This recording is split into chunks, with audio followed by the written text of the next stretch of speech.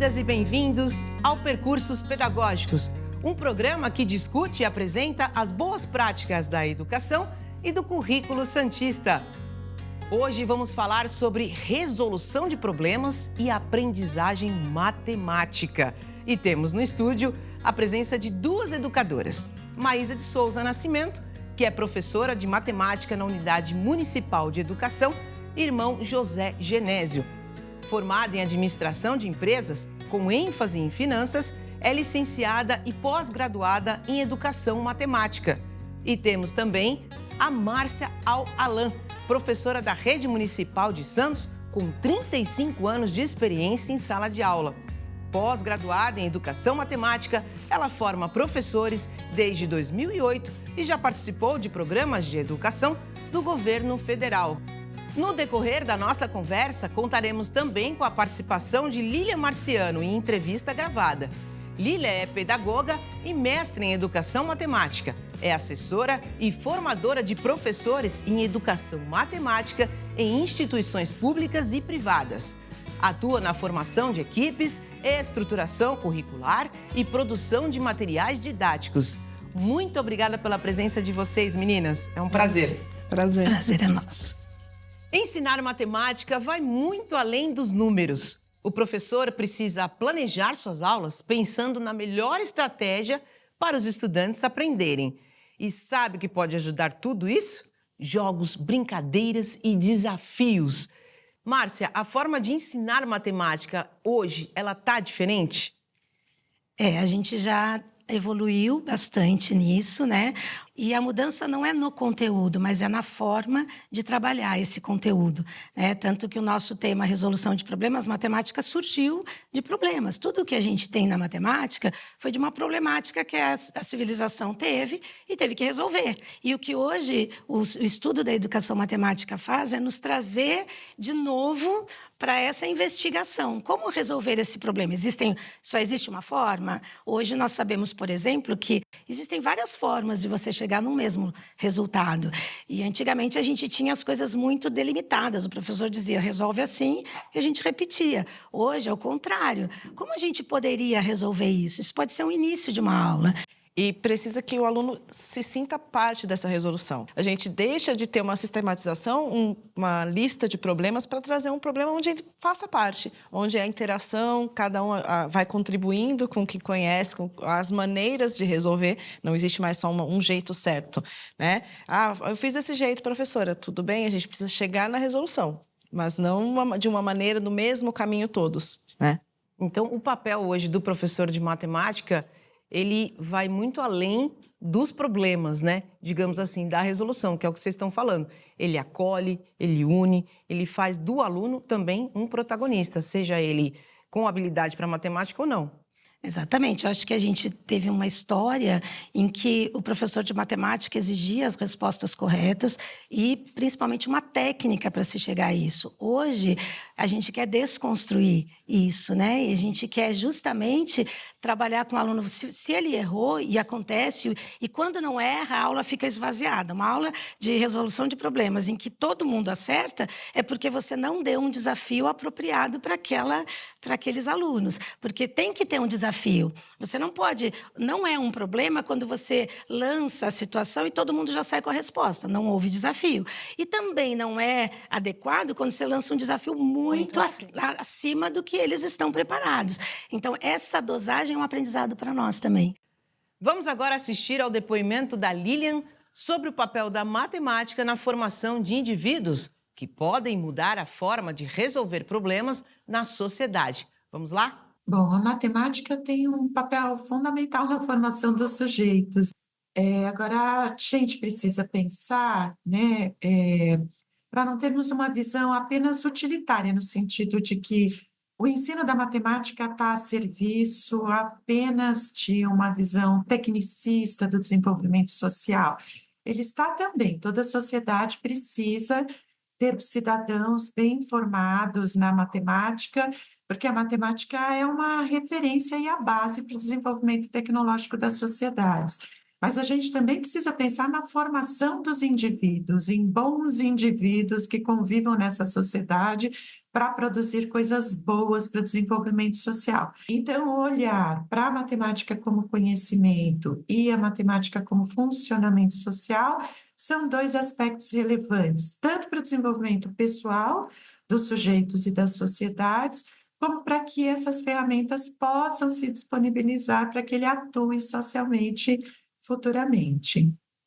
Maís e Márcia, na visão de vocês, como o ensino da matemática pode impactar a forma como resolver os problemas no dia a dia? Justamente é isso que a gente busca hoje, que os alunos, no momento que eles aprendam a resolver problemas da sua forma, do seu jeito, do seu tempo, que eles entendam que a vida tem problemas e que a gente pode resolver de formas diversas e chegar em bons resultados. Porque uma das coisas que a gente percebe no desenvolvimento deles, do crescimento deles, é que muitas vezes eles não conseguem passar por obstáculos. E a resolução de problemas matemáticos pode ajudar isso, a você ver que você tem um desafio, que você pode pensar sobre esse desafio, pode pensar coletivamente, pode fazer o seu caminho e você chega em bons resultados. Então, sim, a resolução de problemas pode impactar, sim, na vida dos alunos. Trabalhar com estratégias diversificadas no ensino da matemática pode acontecer em escolas com diferentes estruturas e níveis de recursos. Algumas abordagens podem demandar materiais específicos. Márcia, que abordagens são essas e como as professoras podem repensar suas salas quando dispõem de poucos recursos na escola? Essa é uma boa pergunta, porque é a nossa realidade do dia a dia, né?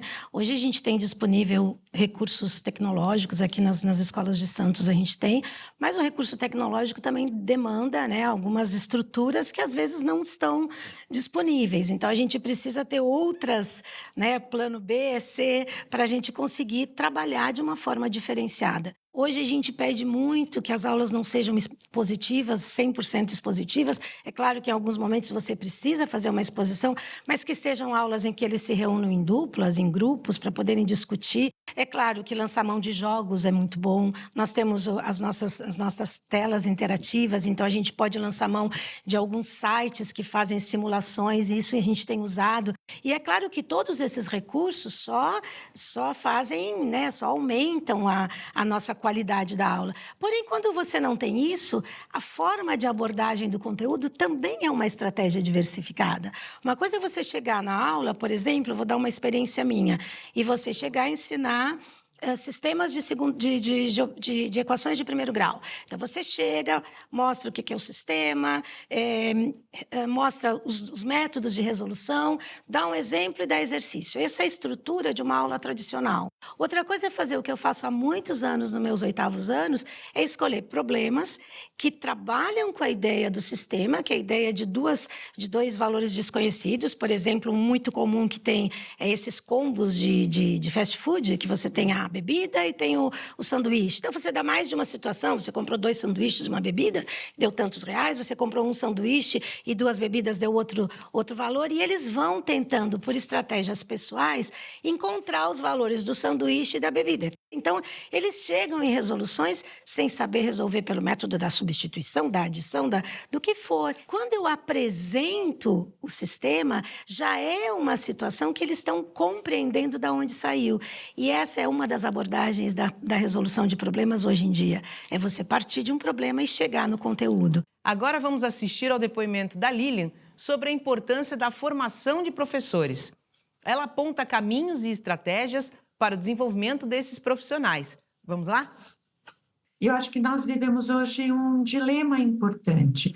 Nós gostaríamos de desenvolver um processo de ensino-aprendizagem em que a gente inclua nos processos escolares o fazer matemático, né? A matemática como resolução de problemas, a matemática como apresentação de ideias, como formulação de hipóteses, debate a partir dessas hipóteses. Mas os professores, de forma geral, não participaram de uma formação que incluía o fazer da matemática como ciência na aprendizagem da matemática. Então, nós temos um percurso, de forma geral, de professores que aprenderam matemática a partir da definição de técnicas e aplicação dessas técnicas para resolver problemas, e a gente diz que quer desenvolver uma matemática mais dialógica, mais reflexiva, mais pensada. Então, os processos de formação de professores precisam ajudar os professores a reconstruírem uma ideia de educação matemática e de matemática mais dialógica. Para isso, os processos formativos precisam inserir situações em que os professores possam viver essa experiência de experimentar o conhecimento matemático de uma forma em que as ideias apareçam, as certas, as erradas, que a gente possa discutir as ideias corretas, as ideias equivocadas, em direção da construção de um conhecimento matemático mais elaborado e que faça sentido tanto para o professor, para que possa vir a fazer sentido para as crianças. E pela experiência de vocês, quais são alguns desses caminhos?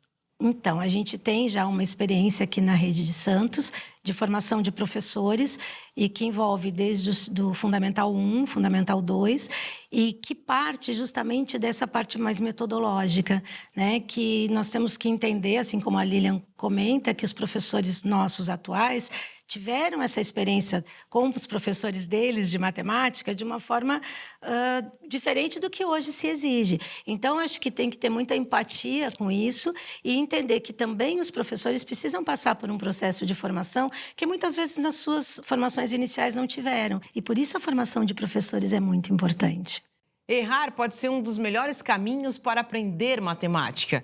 Em sala de aula, ele não deve ser visto como fracasso, mas sim como uma oportunidade de aprendizado. Em vez de temer o erro, que tal enxergá-lo como um passo fundamental no processo de aprendizagem? É isso? Exatamente. Por muito tempo o erro ficou aquilo, não posso errar, se eu errei eu não sei. E hoje em dia ele é uma estratégia, a gente usa o erro como uma forma de dar a aula, né? De trabalhar aquilo.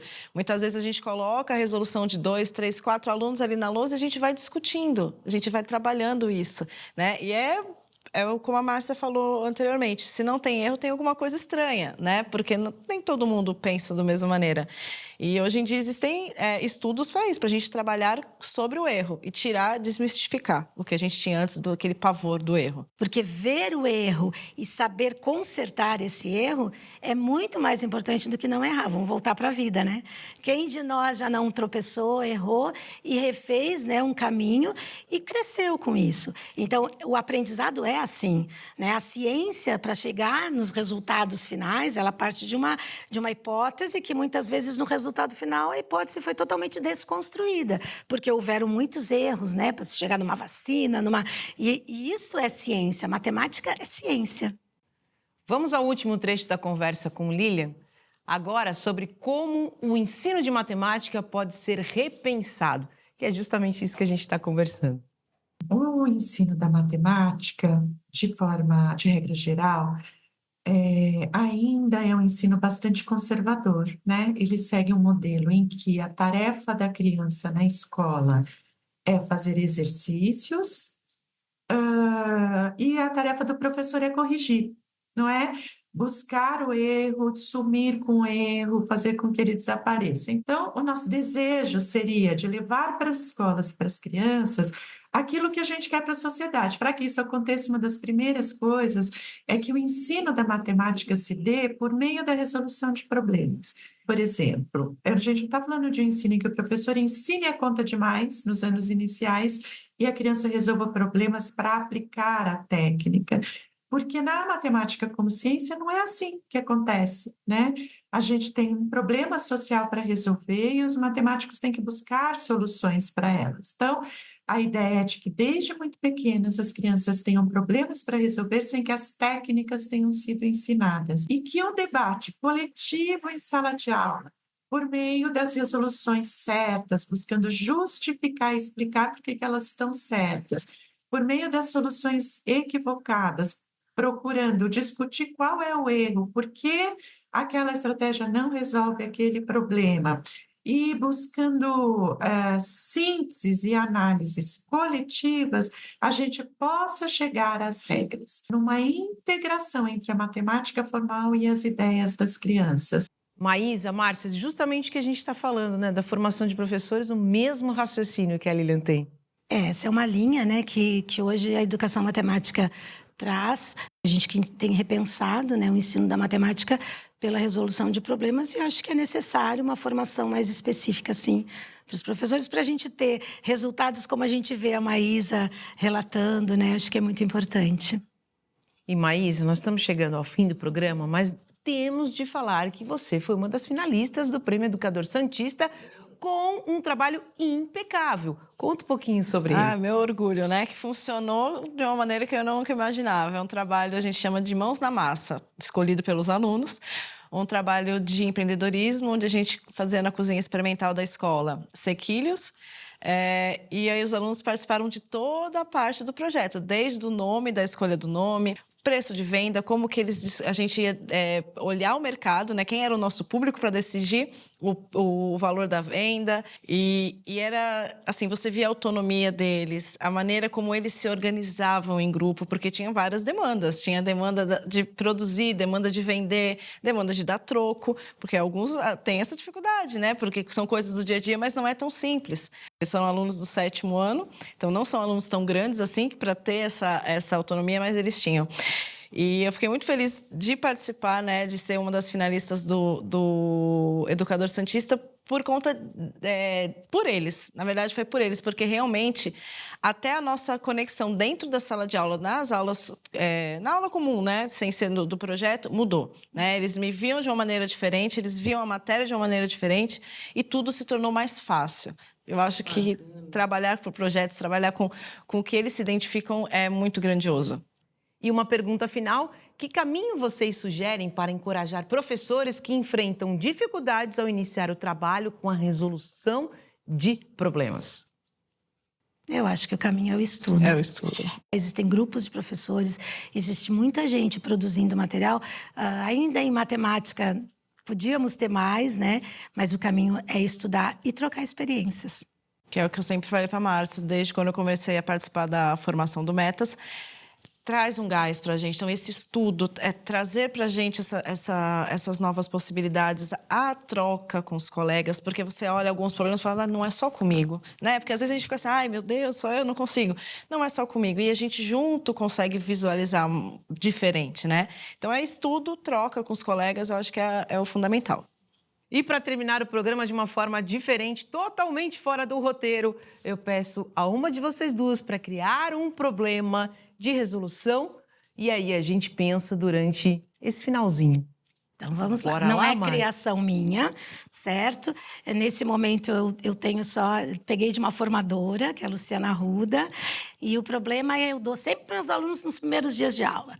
Temos uma lesma no fundo de um poço de 10 metros, e essa lesma sobe 2 metros durante o dia, e à noite, enquanto ela está dormindo, ela desce 1 metro.